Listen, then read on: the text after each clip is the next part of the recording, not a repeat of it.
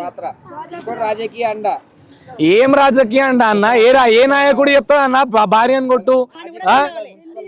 ఎవడన్నా కానీ వాడు ఎవడన్నా కానీ అంటున్నా, వాడు రాజకీయంలో ఎంతనన్నా ఏమంటారు, రాజకీయ నీళ్ళల్లో మునిగిదేలని మనకు సంబంధం లేదు. బాధ్యతగా కొడుకు ఎట్లుండాలో చెప్పాల్సిన తల్లిదండ్రులే కొడుతుంటే చూసుకుంటే నవ్వుతున్నారు. కట్నం వేధింపులు.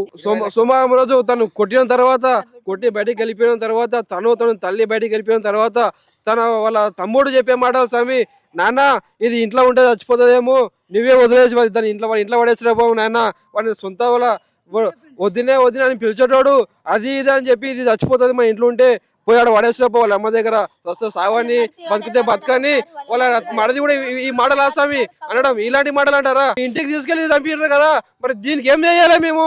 ఆ తలుపులో కొట్టడం గాని, ఆ పొట్టలో తన్నడం గాని, ఆ నెత్తి మొత్తం పలగొట్టడం గాని, కింద పడక కూడా ఇంకా బతుకుందా అని ఇంకో 4 దెబ్బలు ఇంకా కొట్టడం గాని, అత్యాచారం కన్నా ఘోరం ఇది. అత్యాచారం కన్నా ఘోరం. ఎందుకంటే ప్రేమించి నమ్మించి తీసుకొని పోయి పాపని చంపడం అంటే ఇంత దారుణమా?